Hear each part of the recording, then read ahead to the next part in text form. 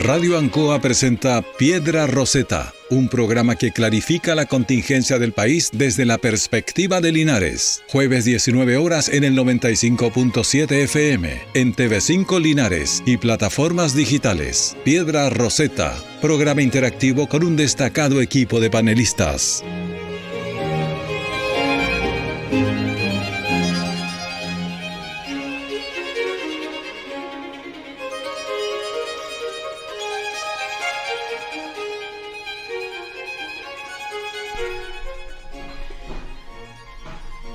Muy buenas tardes, amigas y amigos de Radio Ancoa y Canal 5 de Linares, desde la capital provincial, aquí en la ciudad, en la hermosa ciudad de Linares, fría también. Hemos tenido olas de frío, hemos tenido días con lluvia, días bonitos. Hoy día tuvimos un día muy bonito, se abrió al mediodía y tuvimos un solcito que nos acompañó. De repente hace bien tomar sol, dicen por ahí unos 12 minutitos te da el sol, vitamina D, es buena también. Así que comenzamos un nuevo programa de Piedra Roseta con la actualidad nacional, la actualidad regional, provincial y por qué no decir también tenemos hartas cositas comunales que hay que tocar, que las vamos a conversar con alturas de mira, pero la ciudadanía nos pide que hablemos de ciertos temas que están muy atingentes a nuestra realidad. También tenemos una semana muy noticiosa desde el punto de vista económico. Seguimos con una inflación sobre las 2 cifras ya en la sumatoria global de los últimos 12 meses.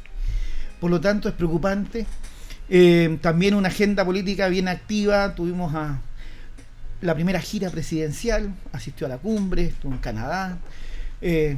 Vimos también cómo se desenvolvía en el inglés nuestro presidente, ¿no es cierto? Hay unas comparaciones de todos los presidentes cómo hablaban inglés, no sé si la vieron, pero bueno, son anécdotas simpáticas desde el punto de vista lúdico. ¿Lo dices por la cerveza? Puede ser de repente.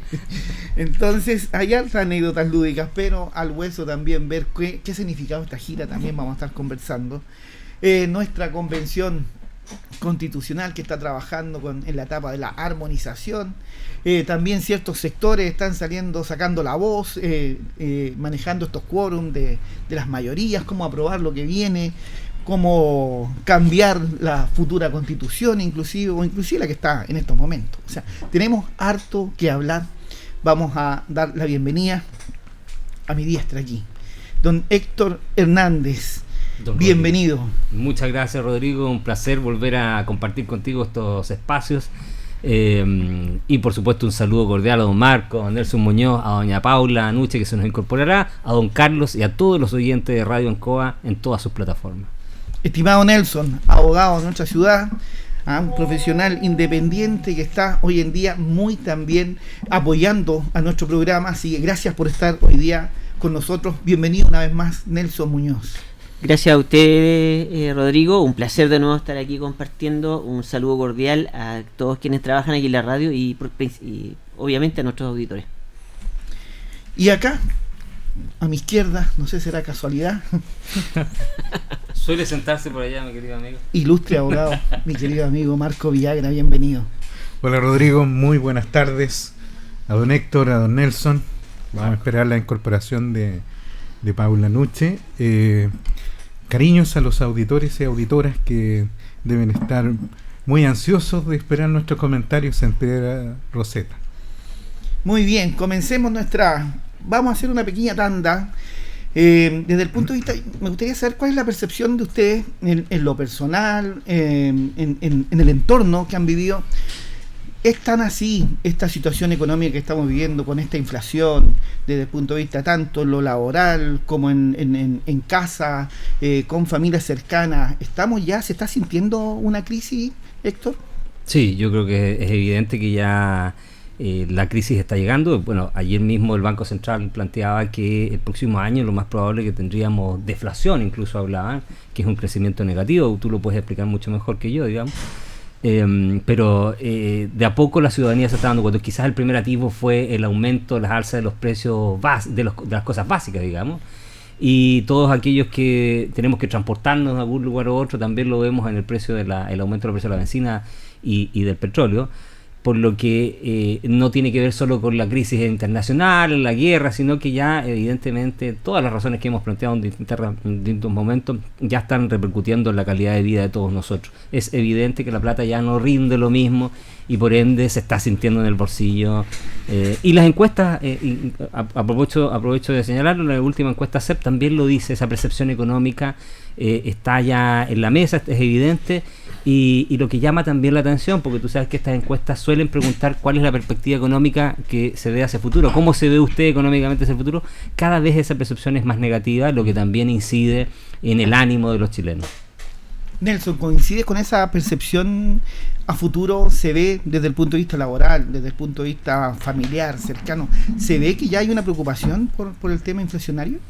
Yo creo que principalmente desde el punto de vista cotidiano, obviamente sí se está sintiendo el principal problema de la inflación, que yo creo que eso afecta principalmente a las personas más desfavorecidas, Rodrigo. El proceso inflacionario no solamente tiene que ver con el mayor costo de la vida, con el aumento en los costos de los productos, qué sé yo, pero bueno, principalmente nosotros tenemos que entender de que esto es producto, primero, una pandemia de la cual estamos saliendo, y no hemos salido de la pandemia y ya tenemos una guerra que está trayendo, que incluso, según lo que yo tengo entendido, va a traer hambruna, principalmente en los países más desfavorecidos, y aterrizándolo aquí al ámbito local. El tema agrícola va a ser un tema súper fuerte, o sea, el impacto va a ser súper fuerte, porque, mira, te doy un solo ejemplo, Rodrigo. Yo que tengo relación con el campo, el quintal de urea, que costaba 60.000 pesos, está costando 160. O sea, imagínate el costo, abono, el aumento. En el fondo el abono que se requiere. Entonces, claro, a ver, el tema de la guerra nos va a traer a lo mejor un beneficio de un mayor valor en los productos. Se va a reactivar un poco la agricultura tradicional, pero por otro se va a hacer más costosa. Por lo tanto, es como un círculo vicioso al final, porque no llegamos a ningún lado, porque por un lado, claro, vamos a tener productos más caros, pero los insumos van a ser prácticamente insostenibles tener una producción. ¿Alcanzaría a compensarse con el precio del dólar, pensando en empresas agrícolas que tienen productos que son para exportación? Bueno, obviamente ahí esa corrección monetaria? Obviamente, pero es que los que son exportadores son las grandes empresas, no los pequeños agricultores, Rodrigo. Todo lo contrario, al pequeño agricultor el aumento del dólar le desfavorece. Pero pensando en la mediana empresa que tenemos, o sea, desde la agroindustria, ejemplo, acá tenemos un sector productivo muy alto en cuanto a los arándanos, en cuanto a también tenemos el maíz, tenemos frutos que se van a congelados, las frutas, las manzanas. Por supuesto que en tema de exportación va a ser beneficioso el aumento del dólar, por supuesto. Solo un alcance, un comentario muy breve antes que intervenga. El gobierno alemán la semana pasada llamó a su población a, entre comillas, reunir alimentos para un plazo de 10 días. Y se generó una pequeña psicosis en Alemania, al nivel de los alemanes, que son bastante más ordenados, pero ya ellos, el gobierno alemán anunció que reunieran alimentos. Evidentemente está mucho más cerca del epicentro de la guerra, digamos. Correcto. Damos la bienvenida, Paulita. Muchas gracias. Bienvenida a nuestro programa nuevamente. Estamos analizando en una pequeña percepción de cómo se vive hoy en día la realidad económica en función de esta inflación que está afectando, que ya tenemos un promedio en los últimos 12 meses que sobrepasa los 2 dígitos, estamos en un 11,5% aproximadamente, ¿no es cierto? ¿Cómo lo puedes vivir tú desde el punto de vista laboral, desde la percepción familiar, personal? Yo creo que sin lugar a dudas hay que estar preocupados, obviamente, pero por lo menos a partir de lo que fue la cuenta pública del presidente hace un par de días atrás, se anunció que iba a haber una inyección de recursos para lo que era todo lo que significaba el fomento de la agricultura familiar campesina. Sin lugar a dudas, yo creo que eso va a ayudar principalmente para que los pequeños y medianos agricultores puedan potenciar sus cultivos, pero también no es menor que tal cual como analizaban el espectro económico respecto de las otras variables, sin lugar a dudas también va a tener cosas positivas y cosas negativas. Lo que sí me llama la atención, teniendo amigos y familia agricultora, es que casi siempre, por ejemplo, hoy día hay productos que no han sido valorados en Chile dentro de su producción, pero que a nivel internacional son muy cotizadas, como específicamente lo que son los superalimentos. Chile, respecto de lo que es la producción del cale o del pisalis, que es el fruto del amor, que también está producido en Perú, alimentos que tienen alto nivel de antioxidantes. Yo siempre he sido manifestado que el cale es una col rizada que tiene más proteína que la carne, más vitamina C que la naranja. Pucha, es como yo digo, es como la hojita mágica, porque realmente es buena, y además que su producto, la producción de él no afecta el suelo, como si no es invasivo para el suelo como otras plantaciones. Yo lo digo porque en la región del Maule hay una productora de este superalimento que está en el sector de Aguas Frías, Brígida Tureo, que le envío un abrazo, y lo que ella siempre me manifiesta: cuando a mí me dan algún proyecto o yo genero, yo trato de ser innovador. Pero también muchas veces yo creo que eso es lo que le hace falta a nuestro campo chileno, más allá de entregar un proyecto, entregar recursos o entregar apoyo económico para que se produzca siempre lo mismo, sino que buscar otras maneras de elementos que puedan permitir también abrir el mercado y generar expectativas. Me refiero que algo pequeño que es costoso. Hoy día el cale, como una lechuga, si uno la compra en el Jumbo vale casi 4.000 pesos y ocupa bastante poco insumo. ¿Qué es lo que quiero decir con esto? Que creo que hoy día esta crisis hay que aprovecharla como una oportunidad.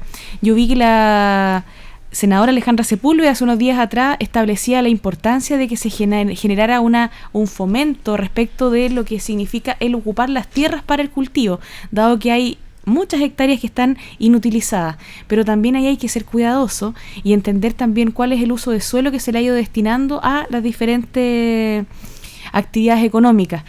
Creo que nosotros en un momento tuvimos una reforma agraria que fue bastante buena, que se hizo de buena manera, después trató de extrapolarse un poco las competencias y hubieron cosas de la historia que fueron un poco complicadas. Entonces, de la experiencia hay que aprender, pero sin lugar a dudas yo creo que hay que ser cauto y tratar de ser lo más inteligente posible. Hoy día lo que son las huertas urbanas ha tenido un alza, hay varios proyectos del gobierno que también van generando.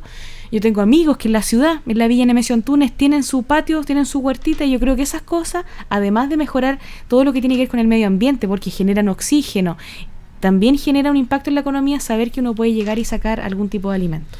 Correcto, hay mucha gente solidaria que a través de las plataformas digitales, sobre todo de YouTube, que nos dan tutoriales de cómo tener una pequeña huerta, ya sea en el patio o si ahí tiene un sitio en el campo. Nelson, ¿quieres aportar algo? Solamente continuando con lo que decía Paula, siempre las crisis son una oportunidad.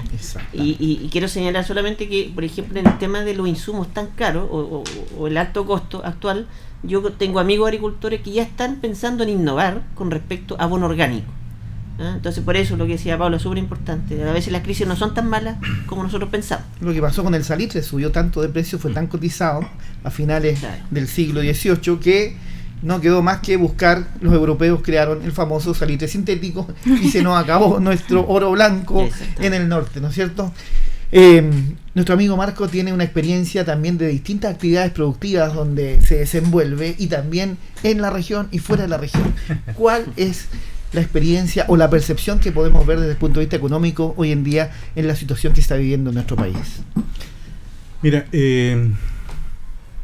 creo que las crisis son crisis, y digamos las derivadas que uno puede establecer probablemente dependen de las capacidades que deban tener tanto los distintos agentes económicos, pero fundamentalmente los líderes políticos. Hoy día el mundo no solamente está viviendo este tipo de crisis alimentaria, lo veíamos en la sesión pasada de Piedra Roseta, también tenemos problemas en la península de Corea. Están con ensayos balísticos desde hace un buen tiempo, y eso también provoca tensión en el mundo. Más la guerra de Ucrania, hoy día Rusia está en una posición que ya está empezando a advertir fuertemente la crisis. De hecho, Rusia es uno de los países que está presentando una de las mayores tasas de inflación que ya es histórica, precisamente en Rusia. Entonces, ahí tiene que haber una preocupación desde el punto de vista de la política fiscal, que a mí me parece que tiene que hacerse mucho más presente desde el gobierno, porque la inflación claramente afecta directamente a las personas. O sea, aquí ya no estamos hablando solamente de la teoría, no estamos hablando solamente de una variable económica que sean interesantes para la academia, sino que esto pega directamente al bolsillo. Las personas, y esto uno lo puede ver a diario, la preocupación que existen con los precios en los supermercados, en las ferias, el kilo de pan, en bienes de consumo sumamente básicos, para qué decirlo a aquellos que también lo tienen que utilizar para efectos productivos, como el combustible, como muy bien decía Héctor. Entonces, claramente, las señales económicas del gobierno aquí no pueden ser neutras. Los manuales para enfrentar las crisis se vienen escribiendo desde hace mucho. En sesiones pasadas también de Piedra Roseta hacían referencia a ese gran economista John Maynard Keynes, que se preocupó precisamente de ordenar la política fiscal de tal manera que pudiera generar activación a la economía. Hoy día nosotros vemos mucha política monetaria con las medidas que toma el Banco Central. Creo que tiene que haber una mayor actividad política y de lineamiento económico de parte del Ministerio de Hacienda, del Ministerio de Economía. Hoy día yo he visto mucha preocupación por la contingencia, pero se necesitan otras medidas de más largo plazo, y creo que muy bien hay que atacar también los signos del pesimismo. En Chile nos hemos acostumbrado en el último tiempo a ser críticos de todo, así como en algunas situaciones decimos que con movimientos mínimos que se puedan percibir, políticos, económicos, sociales o culturales, prácticamente el país se nos va al abismo. Y eso hay que trabajarlo, porque precisamente los países tienen que tener un ideal en común para salir adelante. Y ahí forma parte fundamental los líderes, los programas, el trabajo que se está haciendo.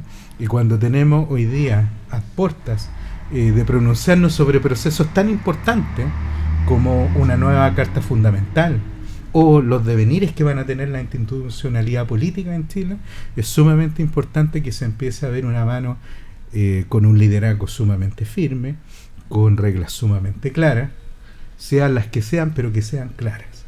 Y de esa manera el inversionista o las personas que hoy día están postulando para llevarse los capitales, los dejen acá y atraigamos más capitales para que se cree trabajo y precisamente enfrentemos la crisis. Pero a veces también la crisis todos colaboran con esta incertidumbre, ¿no es cierto? Y muchos se suman a ciertas situaciones, y desde el punto de vista macroeconómico, cuando un país invierte en la matriz productiva, a través de inyectar, a través de subsidios, a través de programas de apoyo directo, obviamente que vamos a tener un resultado mucho mejor y se va a sentir apoyado sobre todo el sector productivo desde nuestra región. En este caso tenemos el mundo agrícola, la agroindustria, el mundo vitivinícola, que también o sea, tenemos factores climáticos que también están afectando. Tenemos una sequía, tenemos un sistema de riego que está bastante controlado hasta el momento, pero que tiene atisbos de ir entregando de a gotitas el agua, y no puedes tampoco, desde un punto de vista de un productor, puede contar al 100% con eso. Entonces cuesta cuando te dan 2 días de agua, o inclusive en sectores que te entregan un día a la semana de agua. Entonces es complejo. Por lo tanto, es importante que las autoridades busquen maneras más creativas de cómo entregar en forma más rápida estos apoyos, porque la única forma que vemos a veces es que tiene que decretarse una zona de catástrofe, y ahí sí la cosa se mueve un poquito más rápido, pero también muy desde el punto de vista burocrático nos encontramos con distintas trabas. Y disculpa, y soluciones de parche, no soluciones de parche. No van al exactamente, lo mismo que hoy día vemos una tasa de política monetaria que se subió al 9%, histórico en nuestro país. Para explicarle a la gente en forma sencilla cómo le llega esto, significa que cada día nos alejamos más del crédito. O sea, yo no me puedo endeudar hoy día, y el consejo directo se lo decimos directamente hoy día, yo no me puedo endeudar para pagar deudas hoy día. Yo me tengo que endeudar, si tengo la viabilidad, entre comillas, de endeudarme, tengo que endeudarme para invertir en algo donde voy a tratar de rentabilizar por sobre la tasa en la cual me voy a endeudar. Pero yo no me puedo endeudar para pagar deudas. Y por lo tanto, hoy día hay una ley también de quiebras que está muy vigente, que la gente podría informarse de manera que podamos ver ciertas soluciones paralelas pero el endeudamiento hoy día se ve más lejos. ¿Y para qué decir el sueño de la casa propia? Porque con esto, ni el ofertazo que se está mandando el Banco Estado, que todavía ni siquiera sabe cómo lo va a entregar, porque dan una noticia y no sé, cuando anuncian el titular de que Banco Estado va a entregar un nuevo producto, resulta que todavía ni siquiera está listo el nuevo producto. Entonces hay gente que está haciendo fila para poder tratar de ver si tiene una tasa preferencial para poder acceder a la casa. Entonces suena a populismo eso. Suena a populismo a veces, y medidas que también de alguna manera tratan de bajar la tensión, pero que si no son concretas se transforman en una zancadilla. Por lo tanto, desde este punto de vista, yo quería hacerle la última reflexión económica en el otro sentido. Cuando vemos el Estado, cuando actúa el Estado, innovación, vemos Corfo, vemos Cercotec, que te tira proyectos, que te tira fondos concursables, pero que ojalá venga la innovación. ¿Qué entendemos hoy día por innovación? Héctor. La innovación para mí son soluciones inteligentes a problemas clásicos. Por ejemplo, y apunto lo que tú estabas planteando recién respecto del mismo crédito del Banco Estado, cuando el presidente plantea en su discurso que va a concretar ahora sí, dice, el tren Santiago-Valparaíso, después se desdice ahí un poco el ministro, pero él dice, eso va. A mí esa es una política extremadamente populista, 3.500 millones de dólares aproximadamente, versus, como tú bien lo dices, la pregunta innovación, la respuesta que podríamos darle a la agricultura chilena y al consumo de agua potable en el país, que en las zonas del secano costero y las zonas costeras incluso están viviendo una verdadera catástrofe, impulsando, por el contrario, una política nacional de desalación. Yo pensé que el presidente, con todo el discurso que ha ido planteando durante todo este tiempo, la campaña, se iba a plantear mucho más atrevido en soluciones innovadoras, como son, por ejemplo, la desalación. La desalación es histórica, bien, la humanidad lo ha usado siempre, pero los países desarrollados les ha dado éxito precisamente Correcto. por la innovación. Israel es el caso paradigmático, digamos. Y nuestro país tiene experiencia en desalación o desalinización. Antofagasta, aquí mismo en Bichuquén se instaló una hace unos 5 o 6 años, las mineras en el norte, pero precisamente eso era una solución. Esa es una solución inteligente. Tenemos una costa extraordinaria, gigantesca, donde agua tenemos para alcanzar a proveer de lo que nos falta en el continente, y la verdad que uno ve que el presidente, en vez de plantear algo por el estilo, plantea un tren Valparaíso-Santiago. Y por otra parte, mantiene lo que tú bien dijiste, porque ese esbozo me gustó, estas políticas típicas cuando se plantean estas zonas de emergencia, de catástrofe, solucionándolas, y la gente lo sabe, los campos que nos está escuchando, con los famosos convenios aljibe, respecto a los cuales hay gente que se hace rica, porque esto es un tremendo negociado, se gastan millones y millones. Yo recordaba una cifra, 58.000 millones de dólares el año 2019-2020, es una cantidad pero grosera de dinero. Y resulta que una planta desaladora cuesta 100 millones de pesos y alcanza para proveer a 5.000 a 6.000 personas. Entonces, las soluciones innovadoras existen, pero finalmente nos vemos envueltos en esta cuestión media populista de dar alternativas o soluciones medias efectistas para finalmente quedar bien con un sector de la población. Es que yo quiero ahí poner un punto. Yeah. Básicamente, yo coincido con el diagnóstico. No quizás con la asignación de responsabilidades, porque efectivamente cuando uno ve que el Estado quiere poner una mano en alguna parte de la actividad económica, no solamente necesita leyes de quórum calificado, sino que necesita prácticamente desarmar un aparato estatal y armar otro, y decir, oye, necesitamos ahí la política pública, ordenar el tema, reasignar recursos, y la iniciativa privada básicamente aquí es donde empiezan a echarse de menos. Yo creo que ahí es donde está el tema, o sea, ahí hay un negocio. Y en este minuto, el negocio es el del camión aljibe, porque ahí está la rentabilidad.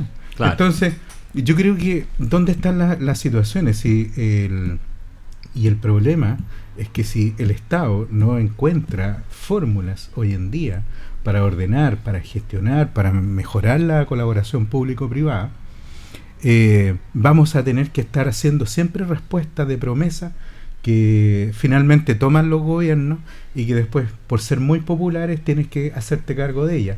Yo me acuerdo del puente del canal de Chacao.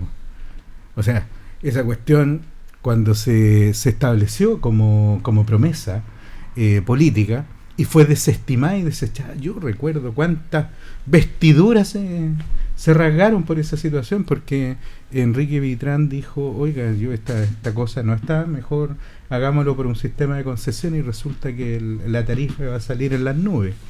Entonces, precisamente eso es cómo reordenamos el asunto. Además, no se nos tiene que olvidar que estamos precisamente en varios procesos de cambio que están exigiendo fuertemente a las arcas fiscales.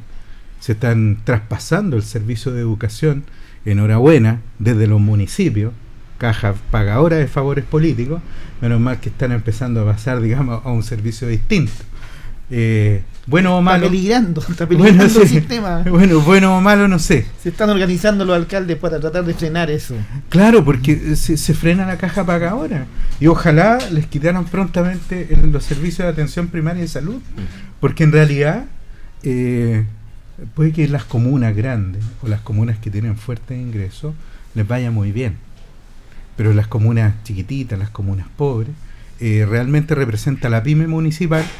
Y de eso existen muchas historias que sería largo relatar aquí. Pero solo un paréntesis, qué contradictorio eso con lo que están planteando en la Constitución, en el nuevo borrador, autonomía administrativa financiera, y estamos en regresión. De ahí lo puede retomar.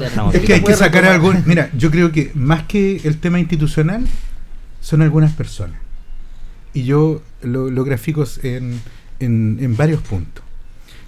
La norma establece claramente que las autoridades deben guiarse por ciertos principios, pero resulta que cada vez que llegan al poder, de lado y lado, se comportan como verdaderos reyesuelos, y eso es parte, digamos, como del ADN que tenemos instalado desde lo honorable, lo ilustrísimo, lo excelentísimo, y porque creemos que las autoridades prácticamente son impolutas desde que asumen o ascienden a un cargo. Y yo creo, Marco, que lo que tú estás diciendo, yo te encuentro toda la razón, ahí estamos completamente de acuerdo, pero yo creo que ahí es por un problema que no se han creado los contrapesos suficientes como para que las autoridades, como alcalde, por ejemplo, lleguen a comportarse de una manera que sea adecuada dentro del marco legal. Porque no existen contrapesos. O sea, no existe la manera de decir, oiga, el alcalde lo está haciendo mal, el alcalde hizo esto, está aprobado, hay que sacarlo. Quiere un contencioso administrativo pronto. No existe, claro, esa posibilidad. Así no lo contempla la ley. Para retomar el tema de terminar este análisis, empezaron los abogados, pero lo pueden retomar cuando veamos en la otra parte de la convención. Hay otro, Paula, hay otra situación, no sé si tú conoces o has tenido experiencia con esto de apoyo a los emprendedores con las ideas. Antes voy a decir que en Chile se pierde mucho dinero en la intermediación, y eso hace que se encarezcan mucho los servicios que se le prestan al Estado, o cuando se interviene en apoyo directo en subsidio del Estado. Consultoras, entremedios, ofrecentes de servicios y una infinidad de otras cosas que hacen que se encarezcan. Pero también, lo que planteaba Héctor también, si tenemos una gran necesidad de agua y queremos potenciar este tema de sacar el agua del mar y transformarla en agua potable, que también hay un residuo importante que es el sodio que va a generar eso, que también hay que preocuparse, pero ¿no sería mejor, como los proyectos de Corfo y de Cercotec nos dicen, deme una idea innovadora y yo voy a ver si se la financio o no? ¿No sería mejor decir, oye, ¿quiénes se atreven a invertir en desalinizar el agua? Y podemos financiar esos proyectos. Tráiganme proyectos, cómo los podemos ejecutar, cómo podemos abaratar costos. ¿No es mejor una política al revés que como lo que se viene haciendo hace 30 años con todos estos organismos, donde a usted le piden una idea, juéguesela, y el que tiene conocimiento hace un buen proyecto y el que no tiene acceso a esos apoyos? ¿Cuál es su opinión? Totalmente de acuerdo, además que las oportunidades se van elitizando a propósito de las personas que se adjudican los proyectos. No solamente son las que tienen más conocimiento, sino que también las que tienen una orgánica y que entienden también cómo se hace esto de manera más mercantil, más comercial, y es la realidad. Vamos viendo, por ejemplo, cómo muchas personas se van adjudicando proyectos durante harto tiempo, o también como pasa con el tema cultural, por ejemplo, hay muchos artistas que se van van viviendo y van autofinanciándose a partir de la generación de proyectos, de todas maneras. Y así también van entendiendo, cuando uno hace algo por primera vez, sabe la segunda vez cómo hacerlo de mejor manera y en la posterioridad también. Entonces, también además de el saber, la experiencia viene a jugar un papel fundamental. Me parece de todo sentido lo que tú mencionas, y también ahí cobra relevancia algo que yo también he ido identificando como problema en el último tiempo. Entendemos, por ejemplo, que el Ministerio de Relaciones Exteriores, a partir de su política diplomática, genera un gasto bastante alto en diferentes naciones, con representación de embajadores, cónsules, delegados culturales y otros, que obviamente es muy importante en un país democrático. Por otra parte, tenemos ProChile, que tiene participación regional y que se supone que lo que hace es generar una especie de puente entre Chile y el mundo de los productos que tenemos. Así han salido varios productos con sello, como el ají de palmilla, los vinos de melosal, etcétera. El problema es que ProChile tiene un presupuesto bastante limitado para poder accionar. Yo siento que hoy día, ya que estamos reformando el Estado, estamos reformando todo, hay que ponerse creativos. Si se ponen creativos para algunas cosas, también uno tiene que tratar de ir pensando de qué manera mejora esta situación. Siento que quizás dentro de las competencias de las personas que asumen como embajador, tanto sabemos que los embajadores hoy día tienen una cuota política importante y otros son de carrera porque están en la Academia Andrés Bello. Quizás, además de mantener las relaciones diplomáticas, tener una atribución económica o de potenciar algún área específica. Yo siempre he dicho que las cosas, cuando son muy abiertas, no funcionan. Quizás tener un catálogo taxativo de ciertas actividades económicas que se puedan generar o potenciar por parte de este tipo de autoridad, y ir abriendo camino, ir abriendo nexo, porque seamos realistas y hablemos en chileno. Tener un embajador en Sudáfrica que se junta con los otros diplomáticos, que habla de cómo estamos como Chile y cómo mejoramos el hambre, yo creo que es necesario, quizás, pero en la realidad que estamos viviendo hoy día, yo creo que hay que abrir mercado y hay que generar. A mí me pasa mucho cuando voy a Melosal. Yo compro harto vino para regalar, para mi familia, porque me gusta el vino del Maule y es buenísimo. Pero que una botella valga 2.000 pesos. Y que afuera, una de mis mejores amigas está haciendo su postdoctorado en Canadá, y el vino Gato, que uno puede decir que es bueno o malo, está en plata chilena a 15.000 pesos. Entonces falta esa oportunidad de que quizá los vinos Camila de Melosal estén en Sudáfrica, estén en algún lugar, pero eso también con ProChile, con un servicio tan chiquitito y con tan poco presupuesto, yo creo que no da abasto. Entonces hay que utilizar la otra institucionalidad que ya existe y generar algún tipo de atribución económica que nos permita, como cuando uno está en el campo y abre camino.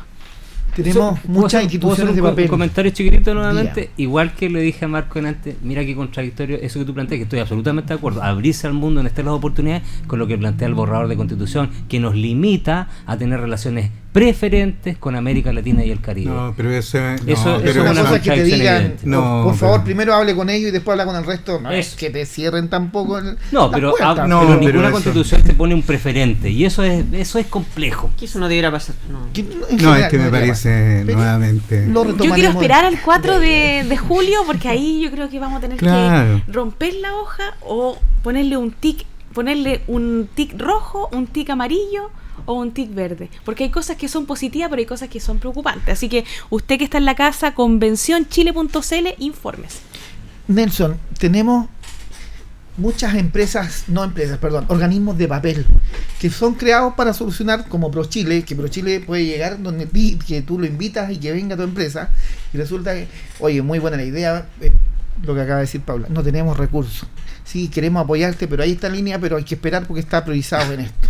Tenemos una infinidad de organismos que se han creado, y que CERNAC, el gran título del Servicio Nacional del Consumidor, pero resulta que jurídicamente no tiene ninguna validez, ninguna atribución. Por lo tanto, lo único que hace es llamar a las dos partes y preguntarle, ¿es verdad que tienen este problema? ¿Lo pueden solucionar? Es como un mediador, pero no mayor. Es como la fiscalía cuando te dice que lleves todos los antecedentes y ojalá con video.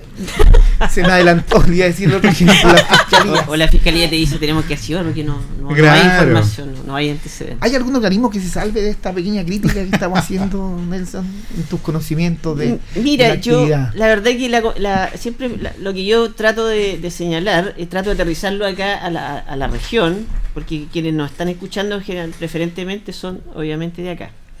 Pero primero me acordé de una conversación que tuve con mi socio Héctor hace un tiempo atrás, donde sacamos la cuenta de todos aquellos organismos que existen dentro de programas sociales, etcétera, y que tienen cero impacto. Cero impacto. Cero impacto. O sea, son un verdadero saco roto para el Estado. Pero al final nadie le mete mano a eso porque son puestos de trabajo y hay que mantener eso para agradecimientos políticos. No sé si eso, pero bueno, hay que mantener esos puestos de trabajo por alguna razón. Pero quiero destacar la labor de INDAP. Yo creo que a pesar de que se le pueden hacer algunas críticas, yo la crítica, voy a comenzar con la crítica, pero quiero también terminar con destacando la labor que hace. La única crítica que yo le hago a un organismo como INDAP, por ejemplo, o como el SAC también cuando se trata de agricultores grandes, es que los beneficios son siempre antes de la cosecha. O sea, te ayudan con el abono, te ayudan con la incorporación de suelo, etcétera, etcétera.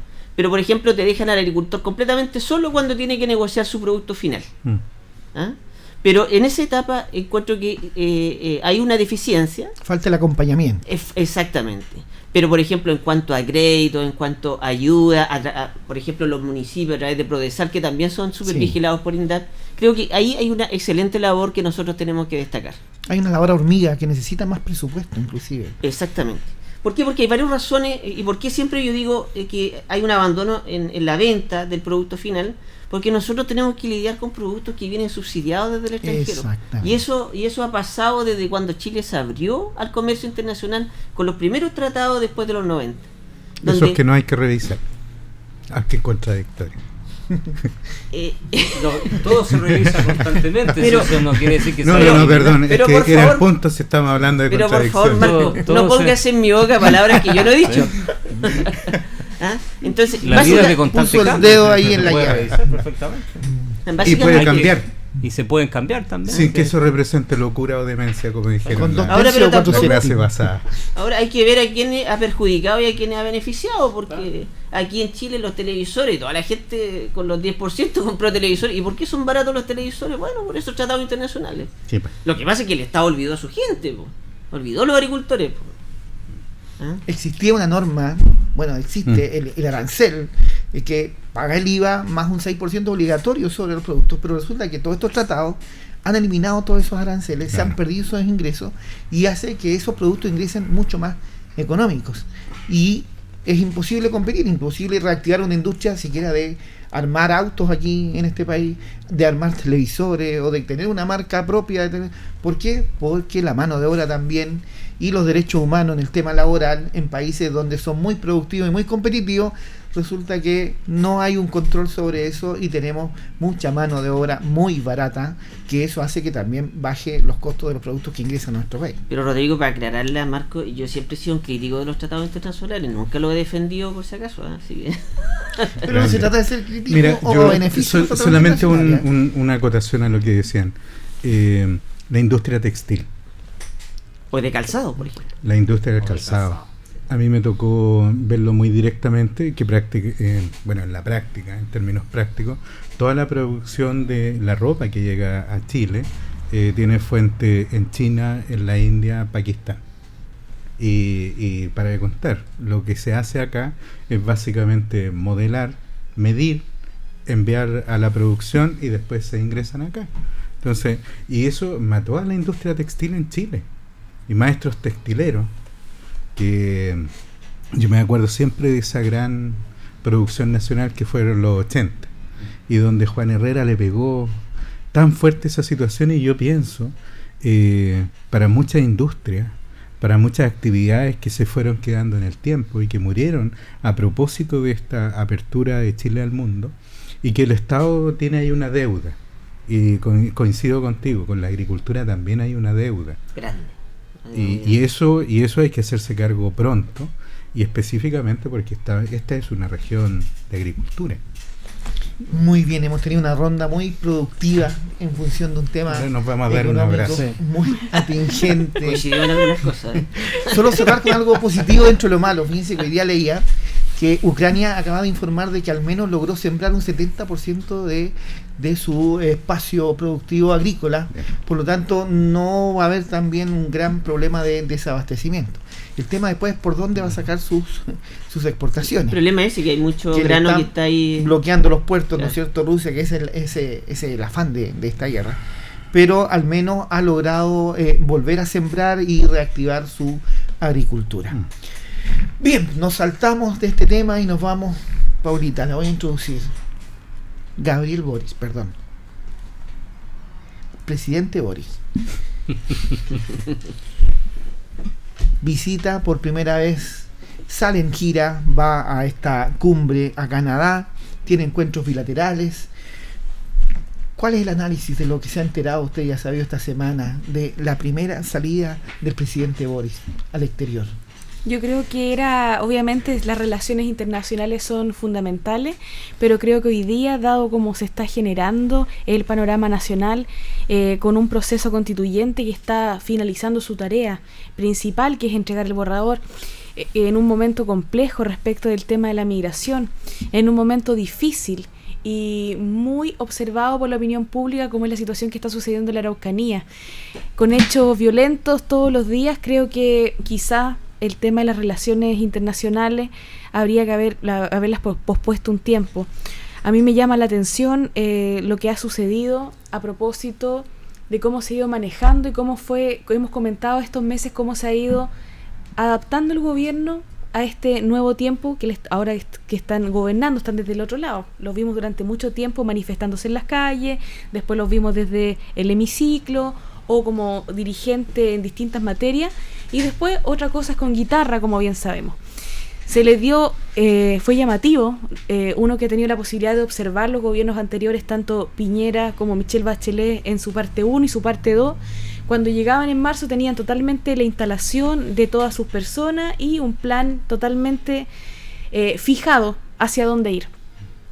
Nos dimos cuenta que han habido bastantes errores en la instalación. Obviamente uno tiene que tratar de ser lo más justo posible y entender que, claro, todos los procesos cuando son primerizos son un poco más difíciles, pero tomando en consideración que ya estamos acercándonos a la mitad del primer semestre, o sea, estamos ya en el mes 6, yo esperaba que hubiera más preocupación de los temas internos. Siento que hoy día, a propósito de lo que está pasando con Estados Unidos, que principalmente tiene que ver que una relación que tiene carácter económico, que tiene que ver con la industria lechera, a propósito de que Chile sea uno de los abastecedores principales de dicho país respecto del lácteo, es fundamental, pero yo creo que también hay que tener ojo. Sabemos que Chile tenemos un gran problema. Funciona relativamente bien nuestro país, pero lamentablemente no existen pesos ni contrapesos, ni tampoco existe como el mitigar el impacto de lo que podría generar en un mercado como el nuestro, el que la industria que tiene que ver con la leche esté siendo enfocada a su producción hacia la exportación específica a una figura tan grande como Estados Unidos. Por otra parte, también me llama la atención, y yo creo que eso igual va a la reflexión, a propósito de cómo se ha dado el tema que tiene que ver con el plebiscito. Yo creo que hoy día, lamentablemente, y no sé qué dirán mis compañeros en la posterioridad cuando ellos intervengan, yo veo un comentario de alguien y es una crítica, o es a favor, es una crítica. No hay un diálogo de poder dar mi opinión y que sea válida, aunque yo piense diferente a ti. Y siento que hoy día estamos realmente, según lo que fue la última encuesta, que la encuesta CEP, que se supone es la encuesta que tiene más credibilidad, que es la encuesta que tiene mayor aceptación, por decirlo de alguna manera, dado que es mucho más clara, aparecen varias cosas importantes en esa encuesta, pero lo que a mí me llama la atención es respecto de la identificación política y también pensando en la convención constitucional. ¿Usted preferiría que acuerden posiciones propias o que lleguen a acuerdos? La gran mayoría quiere que lleguen a acuerdos, y yo creo que hoy día los acuerdos en Chile no se están produciendo, y el presidente de la República, que fue electo con una gran mayoría, yo creo que debería estar generando esos acuerdos, tratando de que en la comisión que se está realizando actual, en armonización, preámbulo, transitoria, generar un clima de diálogo para que se pueda llegar a un buen puerto y no que estemos ahí, porque hoy día estamos así, y gran parte de las personas que se les pregunta respecto a la convención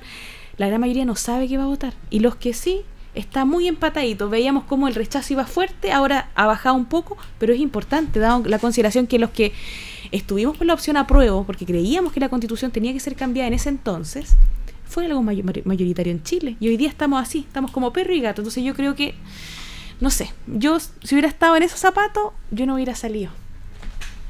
Don Héctor, ¿cuál es su percepción de la visita del presidente Boris a Canadá? Todas las salidas internacionales, los presidentes tienen dos agendas, una agenda que es pública y una agenda que no se conoce, digamos, que es la que está bajo la carpeta, y habitualmente esa es la más importante. Tiendo a pensar que es el presidente Boris, que finalmente es una persona inteligente. Yo no tengo ninguna duda que el presidente Boris sea una persona inteligente, que lo creo bastante astuto, y con inexperiencia evidentemente por la edad, idealista, uno esperaría otra cosa, pero bueno, es lo que hay, digamos. Pero el presidente Boris va a Estados Unidos y eso demuestra un grado de inteligencia, pero sobre todo de inteligencia de realidad, una palmada de realidad respecto de quién es el que domina el mundo, hacia dónde va el mundo. Porque por una parte el presidente termina aliándose y demostrando esa alianza con Occidente y con el líder de Occidente. No va a China, no le hace un guiño a China, no le hace un guiño tampoco a Rusia, no le hace un guiño a los países, a las izquierdas antiguas anquilosadas de Latinoamérica, sino que va a Estados Unidos y se plantea como un líder democrático en Estados Unidos. Visita a Canadá, Justin Trudeau, un referente del progresismo internacional. O sea, hay una actitud del presidente que a mí que yo aplaudo. Me desconcierta después otras actitudes, digamos, y es lo que yo planteaba, y lo planteaba desde ese punto la semana pasada, cuando yo hacía el alcance a propósito de este cambio constante de opinión. Eso por una parte. Ahora, bueno, creo yo que la agenda, esa otra agenda, esa que no se ve, puede tener más fruto en el devenir del futuro de Chile, y esas cosas que a nosotros nos hacen tanto ruido, quizá a otros no le hacen tanto, por cosas que no se dicen, que se subentienden. Pero cuando el presidente Boris plantea que este es un país acogedor con la industria internacional, que llama a hacer negocio, yo coincido con lo que dice Paula. Yo creo que quizás no era el minuto enfrentando una situación tan compleja como la que está viviendo la Araucanía, y doy para muestras dos botones. O sea, el señor Yaitul dice que arda lo que tenga que arder, y el señor Wenchuyao, que es el histórico dirigente de la CAM, plantea que hay que tomarse los colegios. Entonces, cuando tú tienes esas dos declaraciones que forman parte de dos movimientos radicales que ya tomaron las armas en Chile, y el gobierno lo aminora en la importancia de esas declaraciones, planteando que ahí no hay delito, que ellos no persiguen ideas, sino que persiguen hechos. Yo simplemente le recordaría al presidente el artículo 297 del Código Penal, que sanciona las amenazas. Yo mismo he litigado muchas veces por el delito de amenaza, y esto es una amenaza cierta, verosímil. Aquí no hay ninguna duda. Cualquier abogado que se dedica a derecho penal sabe que esto es una amenaza, y esas amenazas constituyen además una realidad desde el momento que son organizaciones que se han atribuido, además, después de las amenazas, los hechos. Si usted lo que encuentra después de los incendios no es Feliz Navidad o IRA, no, ahí dice CAM, o dice todos estos nombres de estas organizaciones. Entonces hay una consecuencia de esas palabras, que no son simples palabras, digamos, están acompañadas por actos, y esos actos deben ser perseguidos, porque finalmente la interposición de las querellas, por mucho que evidentemente, y nosotros lo sabemos, algunas de esas no tienen, y coincido, no llegan a ninguna parte. Hay una cuestión simbólica del peso que tiene que ejercer el Estado en este tipo de situaciones. Pero para cerrar la visita al presidente, valoro esa actitud del presidente, por lo menos mostrándose frente a un mundo que yo creo que es el mundo liberal, democrático, que yo aprecio, independiente que hoy día el ministro Kerry lo invitara a tomar un par de cervezas. Qué bien. Nelson, también aparece el presidente Boris dentro de los 100 personajes más influyentes de este año 2022. Es parte también de esta gira que hace a Norteamérica. ¿Se ve reflejado en eso? ¿Es tan influyente como se dice? Bueno, eso creo que salió en el New York Times, ¿dónde? No, The Times. The Times. Revista The Times. Bueno, también dijeron que había otro personaje, parece que este actor que hizo esta película, ¿cómo se llamaba? La actriz que era hombre pero hizo de mujer, que también era una de las más influyentes. Daniela Vega. Así que bueno, en la revista pueden decir cualquier cosa. Yo con respecto a la visita, Rodrigo, de Boric, quiero señalar, a ver, principalmente a mí hay algo que me preocupa de Boric. Independiente, ojo, que quiero que le vaya bien, porque si le va bien, le va a ir bien a Chile. Pero lo que me preocupa es que encuentro que se llena de contradicciones. ¿Por qué razón? Porque hace declaraciones contradictorias.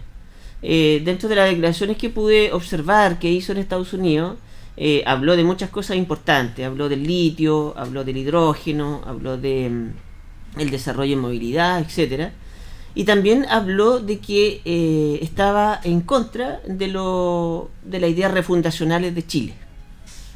Pero por un lado dice eso, pero por otro lado apoya el borrador de nueva constitución. Y él promueve que se apruebe esta nueva constitución, que es un borrador de constitución que es completamente refundacional, porque lo que quieren es construir un nuevo Chile.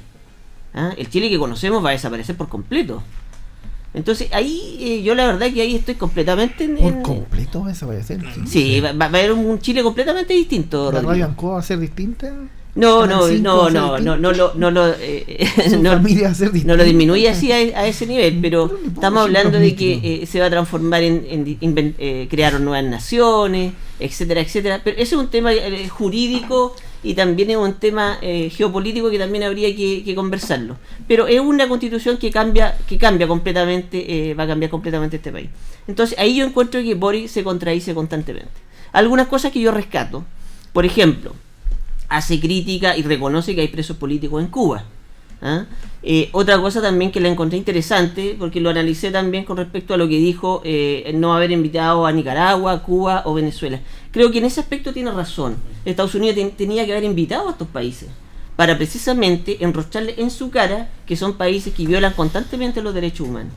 Entonces hay cosas que se pueden rescatar y hay cosas obviamente que se les puede criticar. Pero yo lo que sí le critico al presidente Boric es que tiene muchas contradicciones. Que por un lado dice una cosa, pero por otro lado también dice cosas que se contradicen entre sí. Sí, yo lo entiendo a veces también la política internacional, que a veces es tu socio, te conviene cuando económicamente te ayuda, pero cuando atendemos ciertos problemas que tiene ese país, hacemos oídos sordos. Recordemos la pregunta que se le hizo en algún momento cuando era candidato Kass, que él no tenía ningún problema con China, de tener negocios con China, pero y el tema de que China es un gobierno comunista, se le olvidaba, de que el tema de los derechos humanos, o sea, entonces hay contradicciones. Y nos encontramos generalmente con que la conveniencia sobrelleva y sobrepasa cualquier otro atisbo que tenga una nación, ya sea de aspecto negativo o aspecto positivo. Ante esa situación también nos encontramos con que el primer ministro Justin Trudeau hizo una reivindicación con un pueblo indígena de su país, donde le restituyó una gran cantidad de dinero para que recuperaran aproximadamente 450 o 470 kilómetros de terrenos que habían sido usurpados por el gobierno o por distintos propietarios particulares, y se le hace como una señal de buena convivencia para que ellos vuelvan. En el fondo es como entregarle dinero y después cómprame la tierra que yo soy el dueño, pero de alguna manera es un gesto. ¿Es una buena señal en esta visita? ¿Tú crees que a lo mejor han tocado ese tema con respecto al problema de la Araucanía que vive Gabriel Boric con Justin Trudeau y su realidad en Canadá? Sí, y quiero partir diciendo como dos reflexiones a partir de los comentarios de los panelistas. Las relaciones internacionales son muy importantes porque pegan en el aspecto interno. No es que exista como una bifurcación o dos mundos paralelos, es que lo internacional no pega a lo interno, o que no se discuten los temas internos en lo internacional. Y muy por el contrario, la experiencia internacional hace es precisamente muy importante. Conocer las distintas realidades. Y además porque la intercambiar. inserción de Chile en el mundo tiene esa fortaleza. Y creo también que cuando llevamos los argumentos al extremo, no podemos esperar, digamos, que uno no deje de sorprenderse. O sea, si decimos elementos de carácter refundacional y que Chile va a ser un país distinto, yo estuve revisando también los archivos históricos a propósito de lo que se planteaba para el plebiscito de la Constitución de 1980. Y te puedo decir que el argumento en ese tiempo de la dictadura militar era que esta Constitución, la de 1980, sí iba a cambiar a Chile, porque era totalmente refundacional, porque había que extirpar los colgajos del Estado que había dejado la Constitución de 1925. Entonces, los argumentos, digamos, no son nuevos, pero la prudencia siempre es importante, la ecuanimidad, porque probablemente lo que no se ha logrado detectar, precisamente por la política tradicional, es que hay un gran clamor ciudadano porque las cosas cambien, porque esto le está pegando directamente a la gente. Y yo, los cuestionamientos que he visto, y por eso quiero ver el texto final, yo no me he pronunciado si soy apruebo o rechazo. ¿Por qué quiero ver el texto? Porque en la medida que se están viendo estas situaciones, veo tantos ataques, furibundos ataques basados muchas veces en fake news, y esas situaciones son complejas.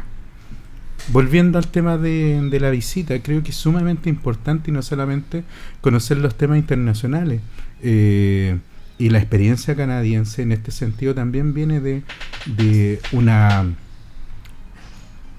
un tema muy terrible que le pasó a los indígenas en Canadá, que hasta el día de hoy se siguen investigando, porque efectivamente toda etapa de colonización, toda etapa de la instalación de un Estado que supone poner el pie firme a las naciones indígenas, ha sido tremendamente fuerte.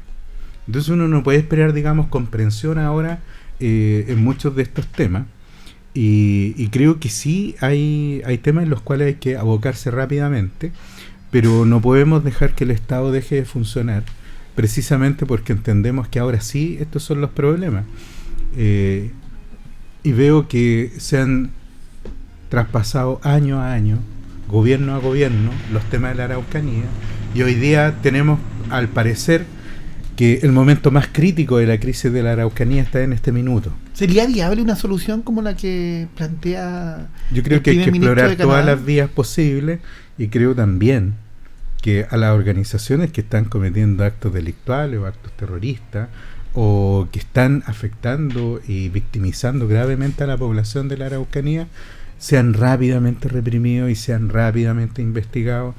Yo no sé por qué no se hace el seguimiento a todas las querellas que se han interpuesto, porque efectivamente si vamos sumando querellas, al final la desazón es porque no pasa nada. Y hoy día deberíamos pensar en que a Yaitul y a otros líderes que están apareciendo fuertemente, que claramente siembran el terror en el sector, hoy día la mano firme de la justicia, porque a ellos a quienes le está entregado esta obligación de perseguir estos actos criminales, debería hacerse muy fuerte, muy patente. Y a mí me llama la atención que todavía no rueden cabezas por esta situación. Una pregunta cortita a la mesa, algo práctico, simplemente. Si se hace efectiva una denuncia de este tipo, ¿ustedes creen que un receptor judicial va a notificar a Yaitul? No, en las condiciones que está imposible. ¿Lo van a encontrar? ¿Lo van a ubicar? O sea, te doy dos ejemplos nomás para probar eso. El nivel de que ya salió la encuesta de percepción, la cantidad de alcaldes que están siendo amenazados de muerte, que lo dijo el otro día un alcalde, fiscales que han sido amenazados de muerte y jueces que son amenazados por muerte. En esa zona, de hecho, la gran mayoría de los jueces están en sus casas en otras comunas, como Concepción, Los Ángeles. Hoy día, online. Voy a contar una anécdota, hoy día conversé con una ex compañera de curso que es jueza en esa zona y está en el norte. Entonces, aquí hay un problema real. Nelson, ¿es posible notificar a alguien en esta situación en ese estado? No, de hecho yo te puedo decir que incluso hay receptores que ya acá hay causas que no las están notificando porque han tenido problemas, quieren evitar todo tipo de amenazas, etcétera. Pero retomando precisamente lo que me decía Marco con respecto a lo que yo dije con respecto a la Constitución, aquí hay otra razón por la cual creo que hay que revisar muy bien el borrador de Constitución, que va a desmembrar, en primer lugar, acaba con el Poder Judicial, porque ahora ya no se llama Poder Judicial, se llama Sistema Judicial.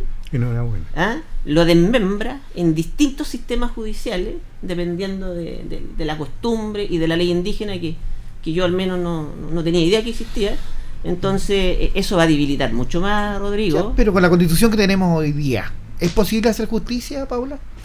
Yo creo que es posible hacer justicia y lo más importante, acá habían otras formas y todavía existen, por lo tanto, de generar un acceso más eficiente y eficaz de la misma justicia. Primero, respecto de lo que la misma Constitución establece respecto de tener acceso a la defensa jurídica y letrada. Hoy día la Corporación de Asistencia Judicial, cuando no hay los recursos económicos, cuando la persona no puede tener un abogado particular, se acerca a la Corporación de Asistencia Judicial. ¿Por qué una persona que tiene bajos recursos tiene que estar con un practicante y con un tutor que tiene 5 o 6 practicantes mínimo por comuna y tiene que estar, que esa persona que no tiene un conocimiento cierto en derecho, estar viéndome la causa por ser pobre? 1. 2. Por otra parte, lo que tiene que ver con los pesos y contrapesos dentro del mismo Poder Judicial, respecto de, por ejemplo, poder establecer cuando hay algún tipo de error. Tenemos el recurso de queja, tenemos herramientas procesales, pero tampoco existe esa sensación, que es importante, esa percepción ciudadana de que yo cometo algo y eso se cumple. Por otra parte, el desconocimiento. Hay fonos de ayuda de justicia, pero lamentablemente a mí mucha gente me escribe para preguntarme dónde tengo que ir. ¿Sabe que voy donde los carabineros y los carabineros no me quisieron tomar la constancia? Cuando tienen algún tema de incumplimiento, por ejemplo, de visita o algún hecho, yo les digo, aproveche comisaría virtual, porque ahí no le van a decir sí o no, no va a depender de un funcionario. Comisaría virtual, usted pone y ahí le queda una constancia que le puede servir si es que después usted acciona en tribunales. ¿Qué es lo que quiero decir yo? Que están las herramientas jurídicas, pero lamentablemente lo que no está es la voluntad política de hacerse cargo de los temas que hoy día son complejos, y por eso es lo que yo decía que a mí no me parece adecuado haber salido en este momento.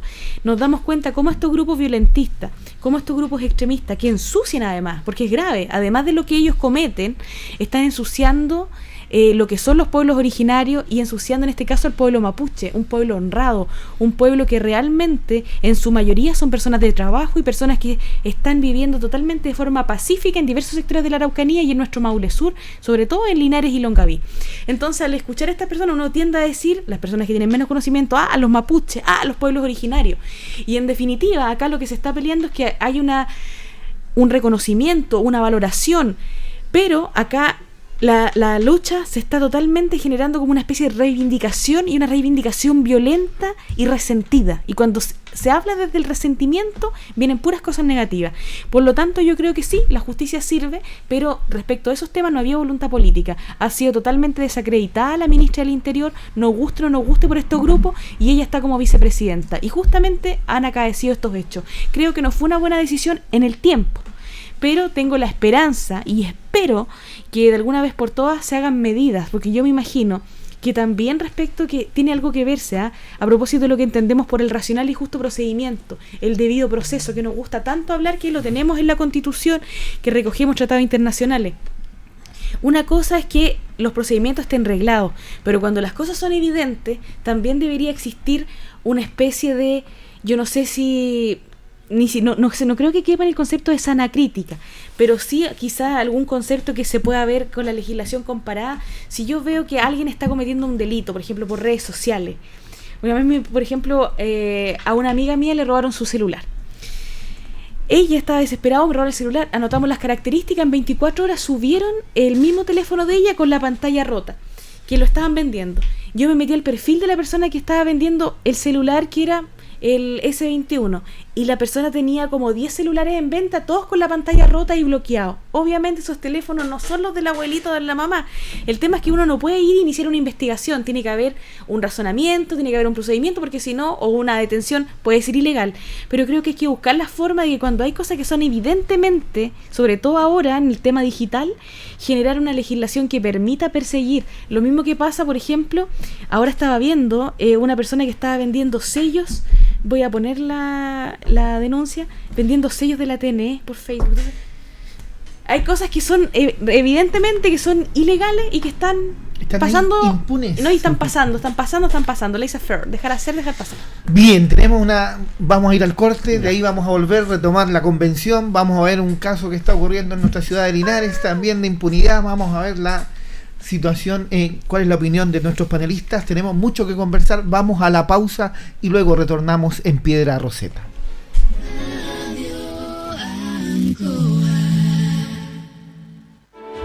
Atención trabajadores y trabajadoras, dueños y dueñas de pequeños negocios. Llegó el momento de aumentar las ventas. Sí, llegó el momento de hacer crecer tu negocio, porque con el programa de capacitación Despega MIPE del CENSE llegó el momento de despegar. Postula a cursos en modalidad presencial o en línea y aprende sobre marketing digital, contabilidad, tecnología y más. Conoce los requisitos y postula en cense.cl. Ministerio del Trabajo y Previsión Social, Gobierno de Chile.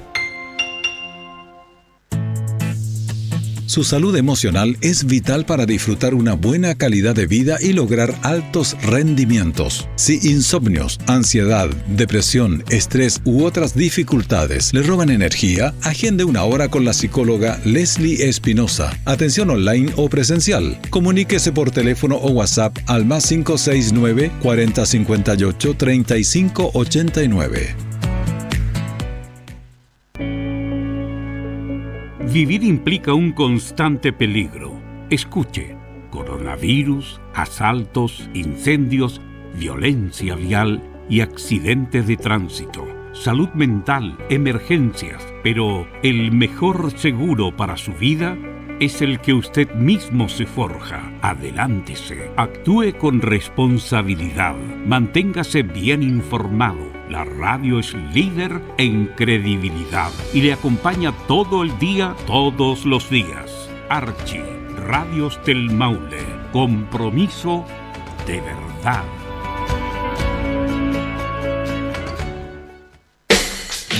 Si sientes un sonido que te hace soñar, que siempre te acompaña y te lleva a cantar, escuchas Radio Ancoa, escuchas Radio Ancoa,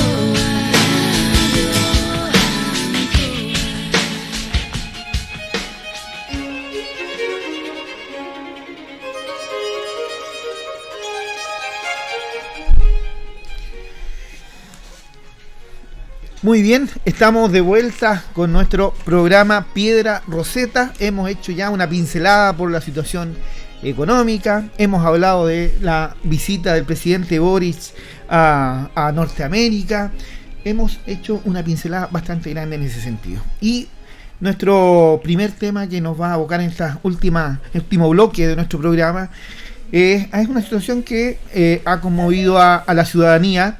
Nos encontramos que hay un revuelo bastante grande por un accidente que involucra a un integrante de la familia propietaria de la tienda Germany que está en nuestra región del Maule. Y nos encontramos con una situación de que fue formalizado por manejar en estado de ebriedad y bajo la influencia de sustancias psicotrópicas, además de dejar el lugar de los hechos sin prestar ayuda a la víctima y no dar aviso a la autoridad. Y la primera noticia, nos encontramos con bastante incertidumbre, ninguno de los medios de comunicación daba nombres, simplemente cierto accidente que involucra a una víctima fatal, y también el tema de la impunidad. ¿Qué pasa si esto lo realiza una persona común y corriente? ¿Qué debería ocurrir? ¿Qué debería realizar, en este caso, un fiscal, si no me equivoco, o no? ¿Quién apercibe esta situación?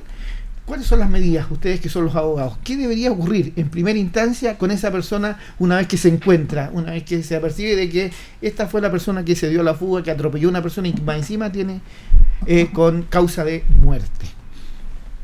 Tiene la palabra don Nelson. Gracias, Rodrigo. Bueno, a ver, yo creo que hay que distinguir, Rodrigo. Hay casos en que obviamente cuando se produce un tipo de accidente como esto, la persona es sorprendida, digamos, en el lugar, digamos, y es detenida en el lugar.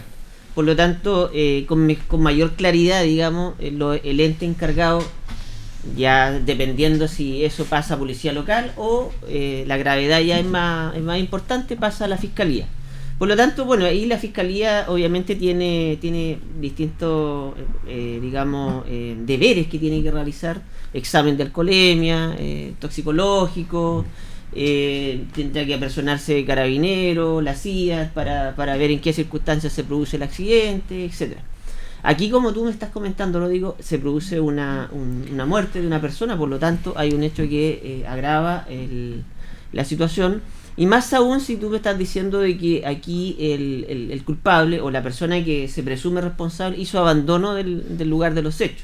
Por lo tanto, ahí también eso conlleva un agravante, porque obviamente el deber tenía que haber sido ayudar a la persona lesionada, o en este caso la persona fallecida. Entonces ahí hay distintos aspectos que tenemos que considerar, Rodrigo. En primer lugar, ¿en qué circunstancias? Yo creo que ahí es difícil porque eso forma parte de la carpeta investigativa, ¿no es cierto? Entonces nosotros hay antecedentes que no los manejamos, nosotros podemos opinar más o menos desde lo que a rasgos generales, solamente estamos hablando en el contexto general, pero también conocemos una ley que involucra todos estos elementos, sobre todo el manejo de estado de ebriedad, ¿no es cierto? Bueno, hace poco se dictó una ley, que es la famosa ley Emilia, que precisamente se hizo pensando en estas personas que manejaban bajo la influencia de algún elemento, digamos, sea alcohol o sustancia psicotrópica. Precisamente se hizo pensando donde las penas se hacían un poco más obviamente más extensas, o penas más graves con respecto a este tipo de hechos. Así que yo creo que bajo ese contexto, Rodrigo, hay que, en primer lugar, hay que ver bien cuáles son los antecedentes que tienen, con los cuales cuenta la Fiscalía. Correcto. Estimado Marco, le agrego otro antecedente. Dice que el Tribunal de Garantía le asignó la obligación de firma quincenal en la unidad de Carabineros de Chile más cercana a su domicilio, suspensión de licencia de conducir, arraigo nacional y prohibición de acercarse a familiares de la víctima. Y se establece también un plazo de 5 meses de investigación. Para una persona común y corriente, ¿eso es lo que debió haberle ocurrido? Mira, la prudencia siempre es buena en estos casos. Es un buen principio, una buena virtud para aplicarla. Porque la noticia es potente. Marca a 2 familias que hoy día están en una situación de la pérdida de un ser querido, en circunstancias muy trágicas. Y además es aquí precisamente donde tiene que funcionar la institucionalidad. La formalización, que es la etapa procesal en la cual se le comunican y se le formulan los cargos y se inicia la investigación fundamentalmente en contra de una persona, tiene que esclarecer claramente los hechos y establecer también los indicadores de responsabilidad. Las medidas cautelares que se han establecido también se formulan después del debate que tiene el Ministerio Público, eventuales querellantes y también su defensa penal. Y creo que ahí es donde es importante establecer que en la medida en que la institucionalidad penal funcione, trae paz y equilibrio social. Y cuando se hace recuerdo de situaciones en las cuales la institucionalidad no funciona, y es precisamente aquí donde es importante hacer hincapié en que el Ministerio Público tiene que empezar a pagar sus deudas con la comuna de Linares. Hemos visto siempre altos cuestionamientos a casos que no se han cerrado rápidamente o cuyas investigaciones no han rendido fruto o están altamente cuestionadas. Y precisamente al Ministerio Público se le ha entregado el ejercicio de la acción penal y las facultades de investigación y de llevar adelante el trabajo investigativo para lograr establecer la condena o la absolución de las personas, porque tienen que investigar con igual celo ambas hipótesis. Pero precisamente en una situación donde están involucrados personas que son de connotación pública, hay que tener mayor cuidado y mayor celo, porque ahí es precisamente donde va a estar el ojo crítico de la población. ahí está donde está el ojo crítico de la opinión pública y donde se juega el prestigio, la institucionalidad. Por eso creo que la prudencia a mí me lleva a decir que la institucionalidad tiene que ser precisamente en estos casos más que de relojito, porque de lo contrario vamos a volver a la especulación. Y vamos a volver a la especulación. Y es por eso es tan importante la transparencia. Y si hay elementos de oscuridad en estas primeras horas, tienen que ser despejadas rápidamente, porque es la única forma de llevar tranquilidad a la población. A mí me llama la atención, fíjense que en la mayoría de los medios locales se apela a este artículo 4 del Código Procesal Penal, que no lo veía en noticias de hace mucho tiempo. ¿Y qué dice? Lo voy a leer para no equivocarme. Dice claramente que existe la posibilidad de que los cargos sean desestimados al finalizar la investigación, por lo cual no se debe considerar al o los imputados como culpables hasta que la justicia dicte sentencia en su contra. Eso deberían tenerlo todas las noticias que se relacionan con situaciones. Sin embargo, llama la atención que en este caso esta vez sí aparece y en otras noticias no aparece. Solamente para cerrar, es que efectivamente las criminalizaciones y además en muchos casos los medios de comunicación social tienen que vender de una u otra manera el tema, pero esa norma, que es el principio cardinal del proceso penal, debería ser precisamente el titular del tema. Exactamente, porque también nosotros apelamos en esto, aquí no estamos juzgando a nadie, estamos describiendo un hecho que ha sido de connotación local. ¿Cuál es la opinión desde el punto de vista jurídico, Paula, en esta situación? Yo siento que acá la justicia ha obrado como debe obrar. No veo vicios en el procedimiento.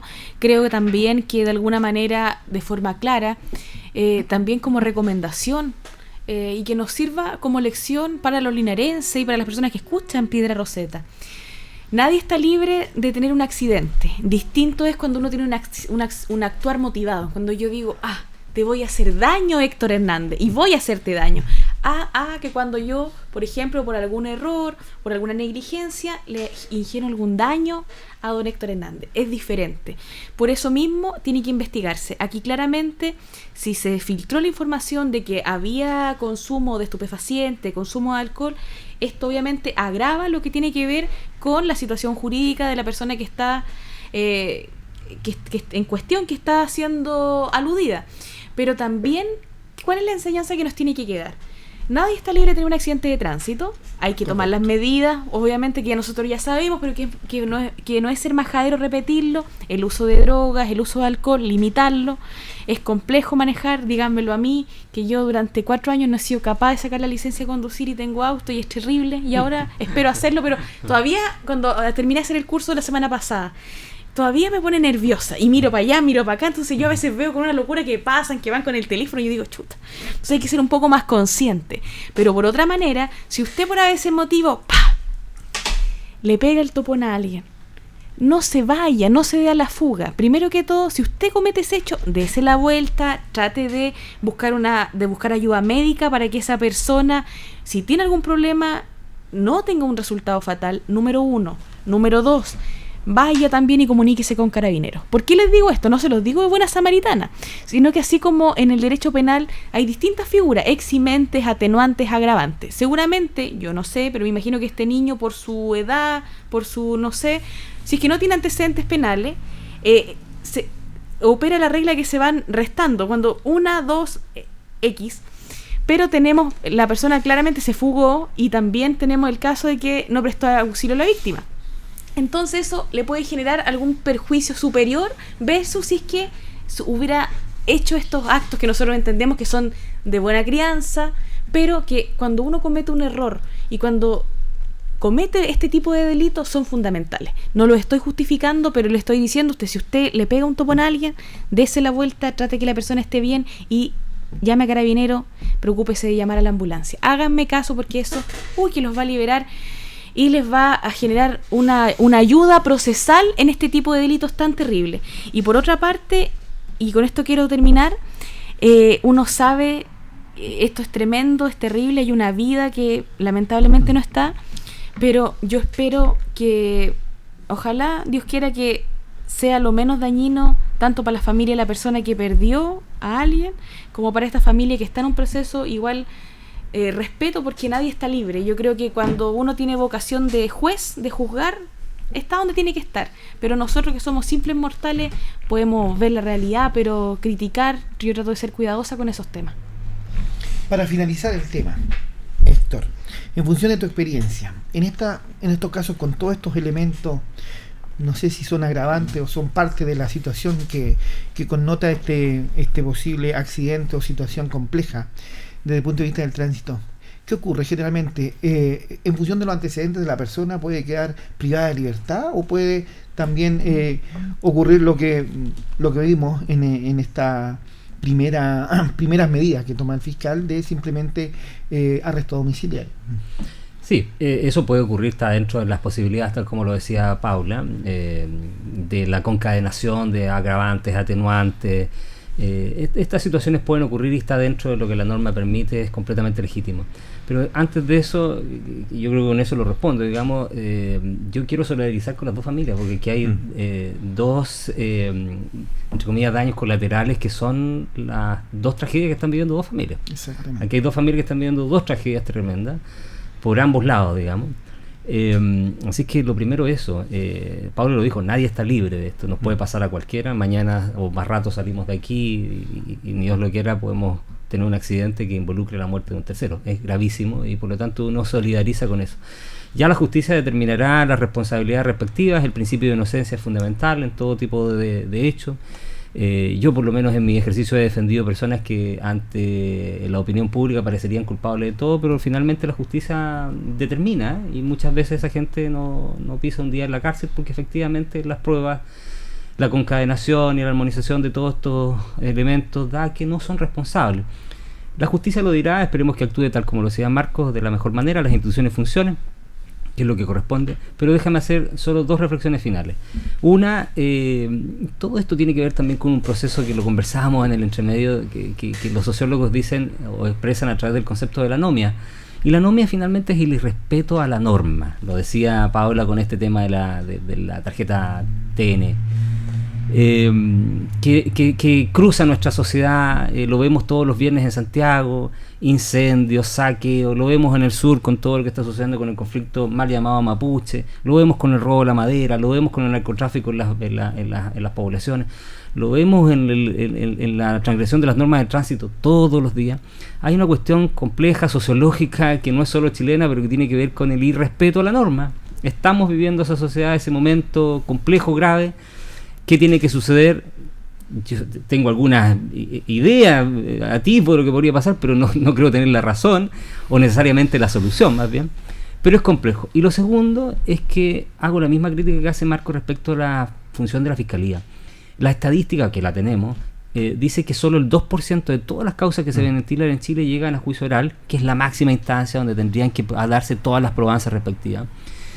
Y un porcentaje superior al 70%, si no me equivoco, de la investigación o de las denuncias que se ingresan a Fiscalía terminan sin ninguna solución, sin ningún resultado, o sea, sobre el 70%.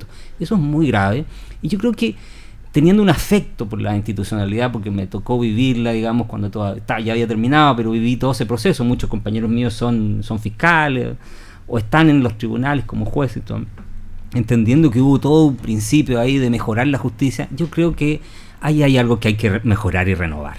Efectivamente, la mayoría de los delitos en Chile, que antes se llamaban esos delitos de bagatela, sí, que eran por cuantías menores y que dejaron de existir la reforma procesal penal, son los que han sido, entre comillas, dejados de lado, completamente ignorados por el sistema penal.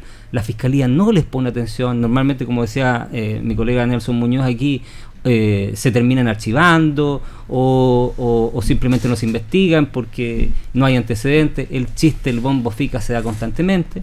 Entonces yo creo que hay una labor ahí que debe metérsele empeño por mejorar a la Fiscalía, que es la que está al debe también en esto, teniendo, vuelvo a insistir, un gran aprecio por la institucionalidad misma, pero que definitivamente hay que mejorarla. Solamente para sumar, creo que es muy importante lo que dice Héctor en función del trabajo que va a hacer el Ministerio Público, y creo que también hay un tema con las incivilidades. A mí me ha tocado durante el último tiempo estar conversando con muchos personas acá en Linares, empresarios que están advirtiendo, no sé, la toma de espacios públicos. Es muy preocupante.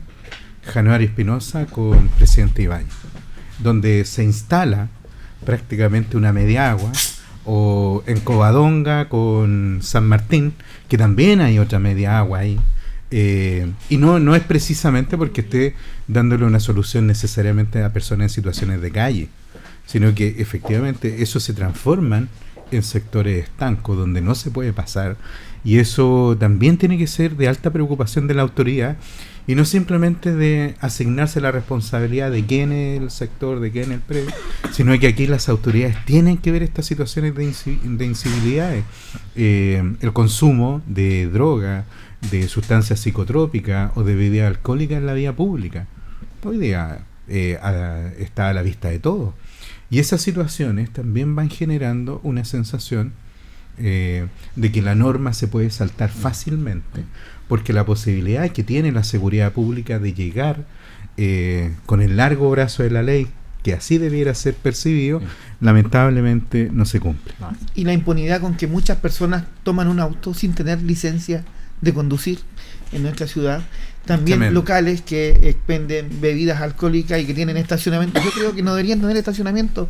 Si es que haya locomoción de acercamiento, que haya distintas instancias, pero una persona que va a un lugar a divertirse, a beber alcohol, no debería conducir. La ley lo dice, lo prohíbe. Exacto. En primer lugar, pero tampoco deberíamos generar la instancia de que tengan su auto ahí. Eso es una medida inteligente. Es una medida inteligente. Ahí sale una pequeña idea. Lamentamos lo sucedido. Hay un joven de 20 años que perdió la vida. Solidarizamos con la familia y esperemos que esta situación pueda llegar a un buen puerto desde el punto de vista de la justicia. Nos vamos al último tema que nos queda poco tiempo, ha sido bastante, nos queda poquitito. Solamente voy a decir en este tema una ronda rápida, por favor. Despedimos también a Paula Nuche, que tuvo que irse por un pequeño imprevisto, pero quedamos nosotros para analizar la última etapa. Esta semana entra en la controversia el famoso quórum calificado, donde se está proponiendo, hay un sector que está proponiendo simplemente de 2/3 bajar a 4/7. En palabras sencillas y en matemáticas les vamos a decir que los 2/3 simbolizan aproximadamente un 60%, y 4/7 bajamos a un 57% de el quórum de las personas que tienen que aprobar, el porcentaje de aprobación de una reforma constitucional. Tiene la palabra don Héctor Hernández. Bueno, aquí hay un tema complejo respecto. Primero, yo destaco la voluntad que plantea un sector de la política chilena por jugárselo por los cambios. Estoy de acuerdo, creo que el país necesita cambios evidentes, y lo que plantea la senadora Rincón, el senador Walker, está en sintonía con el día después de lo que llegase a ocurrir con el apruebo y el rechazo. Si el rechazo gana, como aparentemente dicen las encuestas, por mucho que se esté acercando, pero si llegase a ganar el rechazo, el país y la clase política tiene que dar solución a los problemas que tiene el país. Si el proceso del proyecto de borrador y la Constitución no dio el ancho para responder a todas esas necesidades de la gente, o lo planteó de una manera en la que no está de acuerdo la mayoría de los chilenos, bueno, la clase política tendrá que hacerse responsable y bajar el quórum para modificar la Constitución del 2005, el presidente Lagos, me parece una alternativa, una de las alternativas. La otra alternativa puede ser también llamar a una nueva convención o a un comité de expertos. Mira, las soluciones pueden estar, pero me parece adecuado. Y dentro del proceso del borrador, yo creo que también hicieron eco de esto, un poquito de mesura encontraron dentro de la convención, porque ellos al principio habían planteado 2/3 en este periodo intermedio, y ahora están planteando 4/7, o sea, bajar también la cantidad de parlamentarios en ejercicio de este Congreso, que es legítimo, que fue votado hace muy poquito y que por lo tanto tiene todas las facultades y el derecho de cambiar lo que el pueblo estime que no corresponde. ¿Cuál es la Constitución vigente, del 80 o del 2005, como dice Héctor de Lagos? Mira, siempre hablar en eufemismo es muy interesante en la política, pero claramente cuando las ideas matrices siguen persistiendo en el texto constitucional, maquillaje más, maquillaje menos, sigue siendo la Constitución que fue plebiscitada en 1980. Solo un alcance. quedan 20 artículos de la Constitución del 80. Sí, pero la esencia... Todo lo demás se modificó. No, pero la esencia Entre sigue ellos siendo quedan la los 2 tercios. misma. Todo lo demás se modificó. Sí, pero sigue siendo la misma. Mira, si esta situación podemos gastarnos un programa entero en tratar de establecer y sobre la base de guarismo y todo lo que ustedes estimen pertinente. Pero lo que nosotros tenemos que ver es que las personas, el 80% dijo que tenía que cambiarse esta constitución, llámela del 2005, de 1980, o la derivada del actas constitucionales, o de la Comisión Ortúzar, o del Consejo de Estado, da lo mismo. Entonces, hay que hacer esto. Yo saludo, sí, lo que decía Héctor. Hay que seguir dialogando, hay que seguir acordando modificaciones. Un minuto. Súper rápido. Mira, yo creo que estamos en este proceso constituyente precisamente porque tenemos una clase política que fue incapaz de solucionar los problemas de la gente. En segundo lugar, habían cosas que se hicieron muchas reformas. O sea, los que dicen que nunca los 2 tercios fueron siempre un obstáculo para hacer reformas, eso es falso. Se hicieron muchas reformas desde el año 89 hasta el año 2005. Y por último, había pero cosas... no buenas reformas tampoco. Es que lo que pasa es que sí, yo le concedo a mi sector político, digamos, del otro lado, es que había que cambiar el principio de subsidiariedad. El principio de subsidiariedad en su momento fue necesario. El Estado chileno no estaba para ser un Estado social de derecho. Pero ahora a lo mejor sí estamos en condiciones. Por lo tanto, eso había que cambiar. ¿Y la libre elección? Nos quedan hartos temas. Es un tema muy importante la libre elección. Lo vamos a dejar para la próxima semana. Nos comprometemos a que la próxima semana le vamos a dar mucho más tiempo a la Convención Constitucional. Ha sido un placer compartir una vez más este panel con ustedes. Los esperamos la próxima semana. Los invitamos, si usted llegó a última hora a ver nuestro programa o a escucharlo por Radio Ancoa o a verlo por Canal 5, se repite el próximo domingo. También va a quedar grabado en nuestras redes sociales, en Facebook. Así que los invitamos a disfrutar tranquilamente cuando viaje a Talca, vaya escuchándolo por online como usted quiera. Los esperamos la próxima semana. Muy buenas noches. Buenas noches. Buenas noches.